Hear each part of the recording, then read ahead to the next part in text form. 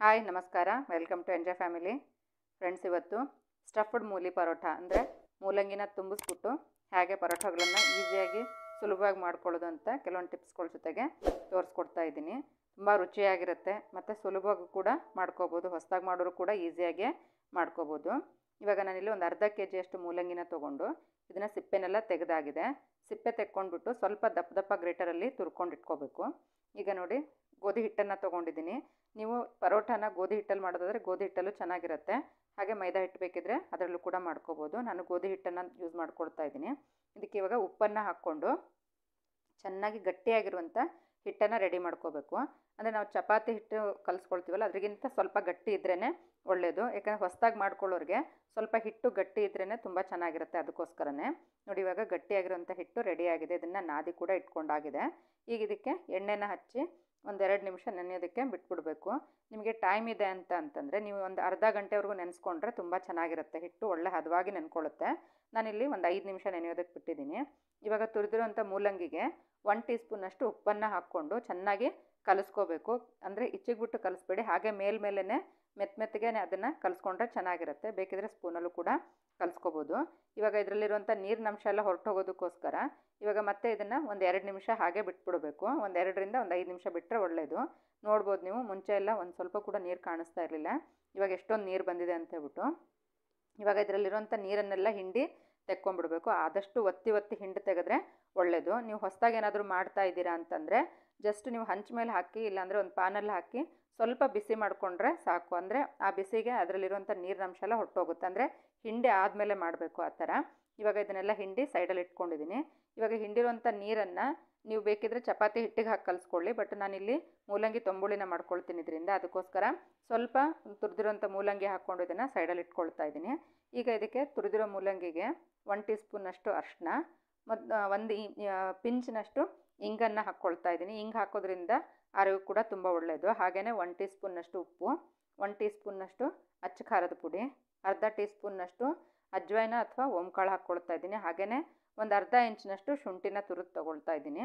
ಹಾಗೆಯೇ ಇದರೊಟ್ಟಿಗೆ 1 ಟೇಬಲ್ ಸ್ಪೂನ್ನಷ್ಟು ಕಡಲೆ ಹಿಟ್ಟನ್ನು ಹಾಕ್ಕೊಳ್ತಾ ಇದ್ದೀನಿ. ಯಾಕೆ ಅಂತಂದರೆ ಇದು ನೀರು ಬಿಡುತ್ತಲ್ವ, ಅದು ಬೈಂಡಿಂಗ್ ಆಗೋದಕ್ಕೋಸ್ಕರನೇ.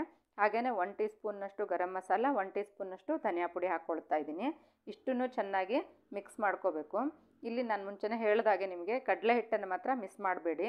ಇಲ್ಲ ಅಂತಂದರೆ ನೀವು ಬೇಕಿದ್ದದಕ್ಕೆ ಸ್ವಲ್ಪ ಗೋಧಿ ಹಿಟ್ಟನ್ನು ಕೂಡ ಹಾಕ್ಕೋಬೋದು.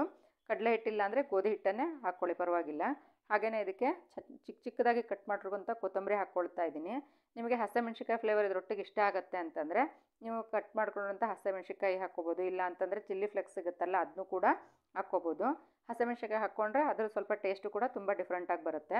ಈಗ ಚೆನ್ನಾಗಿ ಹಿಟ್ಟು ನೆನೆದಾಗಿದೆ. ನಾನು ಜಸ್ಟ್ ಒಂದು 5 ನಿಮಿಷ ಮಾತ್ರ ನೆನೆಯೋದಕ್ಕೆ ಬಿಟ್ಟಿದ್ದೆ. ಅಷ್ಟರಲ್ಲೇ ತುಂಬ ಚೆನ್ನಾಗಿ ಹದವಾಗಿ ನೆನ್ಕೊಂಡಿದೆ. ಇವಾಗ ನೀವು ಇಲ್ಲಿ ಯಾವ ಸೈಜಲ್ಲಿ ಬೇಕೋ ಆ ಥರ ನೋಡ್ಕೊಳ್ಳಿ. ಹೊಸದಾಗಿ ಮಾಡ್ಕೊಳ್ತೀರಾ ಅಂತಂದರೆ ಸ್ವಲ್ಪ ಚಿಕ್ಕದಾಗಿರೋಂಥ ಬೌಲನ್ನೇ ತೊಗೊಂಡು ಪರೋಟ ಮಾಡ್ಕೊಳ್ಳೋದಕ್ಕೆ ಚೆನ್ನಾಗಿರುತ್ತೆ. ಇವಾಗ ನಾನು ಸ್ವಲ್ಪ ಚಿಕ್ಕ ಸೈಜಲ್ಲೇ ಅಂದರೆ ಮೀಡಿಯಮ್ ಸೈಜಲ್ಲೇ ತೊಗೊಂಡಿದ್ದೀನಿ. ಇವಾಗ ಇದನ್ನು ಫಿಲ್ಲಿಂಗ್ ಮಾಡ್ಕೊಳ್ಳೋದಕ್ಕೋಸ್ಕರ ಬಟ್ಲನ್ನು ರೆಡಿ ಮಾಡ್ಕೋಬೇಕು. ಬಟ್ಲನ್ನು ರೆಡಿ ಮಾಡುವಾಗ ಆದಷ್ಟು ಸೈಡ್ ಎಡ್ಜಸ್ಸನ್ನು ಮಾತ್ರ ಒತ್ತಿ ಮಾಡಬೇಕು. ಮಧ್ಯದಲ್ಲಿ ಗಟ್ಟಿ ಇರೋ ಥರನೇ ಬಿಡಬೇಕು, ಅಂದರೆ ದಪ್ಪ ಇರಬೇಕು ಮಧ್ಯದಲ್ಲಿ. ನೋಡಿ, ಇವಾಗ ಬಟ್ಲು ರೆಡಿಯಾಗಿದೆ. ಹಿಟ್ಟು ಗಟ್ಟಿ ಇರೋದ್ರಿಂದ ಬಟ್ಲು ಕೂಡ ತುಂಬ ಚೆನ್ನಾಗಿ ಬರುತ್ತೆ. ಇವಾಗ ನೀವು ತೊಗೊಂಡಿರೋ ಬಟ್ಲು ಸೈಜಿಗೆ ಫಿಲ್ಲಿಂಗ್ ರೆಡಿ ಮಾಡ್ಕೊಳ್ಳಿ. ಆದಷ್ಟು ಜಾಸ್ತಿ ಫಿಲ್ಲಿಂಗ್ ಇಟ್ಕೊಂಡ್ರೆ ರುಚಿ ಚೆನ್ನಾಗಿರುತ್ತೆ. ಅದಕ್ಕೋಸ್ಕರನೇ ಸ್ವಲ್ಪ ಫಿಲ್ಲಿಂಗನ್ನು ಜಾಸ್ತಿನೇ ಹಾಕ್ಕೊಳ್ಳಿ. ಮತ್ತು ಖಾರ ಉಪ್ಪು ಎಲ್ಲ ಸ್ವಲ್ಪ ಜಾಸ್ತಿನೇ ಇರಬೇಕು. ಯಾಕಂದರೆ ಇದಕ್ಕೆ ಬೇರೆ ಸೈಡ್ ಡಿಶ್ ಏನೂ ಬೇಕಿಲ್ಲ. ಜಸ್ಟ್ ಮೊಸರಲ್ಲಿ ತಿಂದರೂ ಕೂಡ ತುಂಬ ಚೆನ್ನಾಗಿರುತ್ತೆ. ಅದರಿಂದ ಫಿಲ್ಲಿಂಗು ಮತ್ತು ಅದರೊಟ್ಟಿಗೆ ಖಾರ ಉಪ್ಪು ಎಲ್ಲ ಎಷ್ಟು ರುಚಿಯಾಗಿರುತ್ತೋ ಅಷ್ಟು ಚೆನ್ನಾಗಿರುತ್ತೆ. ಈಗ ನಾನು ಉದ್ಕೊಳ್ಳೋದಕ್ಕೋಸ್ಕರ ಸ್ವಲ್ಪ ಹಿಟ್ಟನ್ನು ಹಾಕ್ಕೊಳ್ತಾ ಇದ್ದೀನಿ.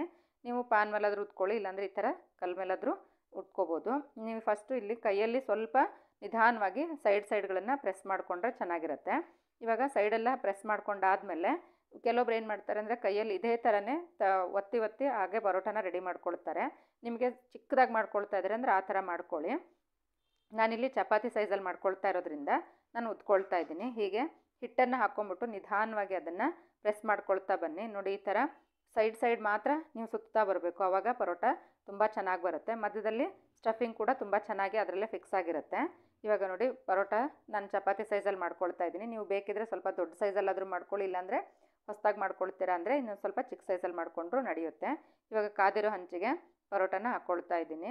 ಇವಾಗ ಚೆನ್ನಾಗಿ ಎಣ್ಣೆ ಅಪ್ಲೈ ಮಾಡ್ಕೊಳ್ಳಿ. ಸ್ವಲ್ಪ ಜಾಸ್ತಿ ಹಾಕ್ಕೊಂಡ್ರೆ ಚೆನ್ನಾಗಿರುತ್ತೆ, ಬಟ್ ನಾನಿಲ್ಲಿ ಸ್ವಲ್ಪ ಹಾಕ್ಕೊಳ್ತಾ ಇದ್ದೀನಿ. ನೀವು ಬೇಕಿದ್ದರೆ ಸೈಡಲ್ಲಿ ಅರ್ಗಲ್ಲೂ ಕೂಡ ಜಾಸ್ತಿ ಎಣ್ಣೆ ಹಾಕ್ಕೊಂಡ್ರೆ ಕ್ರಿಸ್ಪಿಯಾಗೂ ಕೂಡ ಬರುತ್ತೆ ಸೈಡ್ಸ್ ಎಲ್ಲ. ಇವಾಗ ಚೆನ್ನಾಗಿ ತಿರುಗಿಸ್ಕೊಂಬಿಟ್ಟು 2 ಸೈಡಲ್ಲೂ ಎಣ್ಣೆ ಹಚ್ಚಿ ಚೆನ್ನಾಗಿ ಬೇಯಿಸ್ಕೋಬೇಕು. ಇವಾಗ ಹಂಚ ಮೇಲೆ ತಿರುಗಿಸಿ ಹಾಕ್ಕೊಂಡಿದ್ದೀನಿ. ಇವಾಗ ಇನ್ನೊಂದು ಸೈಡಲ್ಲೂ ಕೂಡ ಎಣ್ಣೆ ಹಚ್ಕೊಳ್ತಾ ಇದ್ದೀನಿ. ನೀವು ಎಣ್ಣೆ ಯೂಸ್ ಮಾಡ್ಕೊಳ್ಳಿ, ತುಪ್ಪ ಇಲ್ಲಾಂದರೆ ಬೆಣ್ಣೆ, ಯಾವ್ದು ಇಷ್ಟ ಆಗುತ್ತೋ ಅದನ್ನು ಹಾಕ್ಕೋಬೋದು. ಪರೋಟ ಜೊತೆಗೆ ತುಪ್ಪ ಮತ್ತು ಬೆಣ್ಣೆ ಹಾಕ್ಕೊಂಡ್ರೆ ತುಂಬ ಟೇಸ್ಟ್ ಇರುತ್ತೆ ಅದರಿಂದ. ಇವಾಗ 2 ಸೈಡಲ್ಲೂ ಚೆನ್ನಾಗಿ ಬೇಯಿಸ್ಕೊಂಡಾಗಿದೆ ನೋಡಿ. ಪರೋಟ ಕೂಡ ಬೆಂದ್ಕೊಂಡು ರೆಡಿ ಆಗಿದೆ. 2 ಸೈಡಲ್ಲೂ ಒತ್ತಿ ಒತ್ತಿ ಮೀಡಿಯಮ್ ಫ್ಲೇಮಲ್ಲೇ ಬೇಯಿಸ್ಕೊಳ್ಳಿ. ಆವಾಗ ಸ್ಟಫಿಂಗ್ ಕೂಡ ತುಂಬ ಚೆನ್ನಾಗಿ ಬೆಂದ್ಕೊಳ್ಳುತ್ತೆ. ಇವಾಗ ನಾನು ಬೆಣ್ಣೆ ಜೊತೆಗೆ ಸರ್ವ್ ಮಾಡ್ಕೊಂಡಿದ್ದೀನಿ. ಮೊಸರು ಜೊತೆಗೆ ಅದಕ್ಕೆ ಚಾಟ್ ಮಸಾಲ, ಉಪ್ಪು, ಖಾರ ಹಾಕ್ಕೊಂಡು ಅದ್ರ ಜೊತೆಗೆ ಸರ್ವ್ ಮಾಡಿದ್ರು ಕೂಡ ತುಂಬ ಚೆನ್ನಾಗಿರುತ್ತೆ. ಇವತ್ತು ಮೂಲಿ ಪರೋಟ ಹೇಗೆ ಮಾಡೋದು ಅಂತ ಸುಲಭವಾಗಿ ಮಾಡೋದನ್ನು ತೋರಿಸ್ಕೊಟ್ಟಿದ್ದೀನಿ. ಇಷ್ಟ ಆಗಿದ್ದರೆ ಲೈಕ್, ಕಮೆಂಟ್ ಮತ್ತು ಶೇರ್ ಮಾಡಿ ಫ್ರೆಂಡ್ಸ್. Thank you.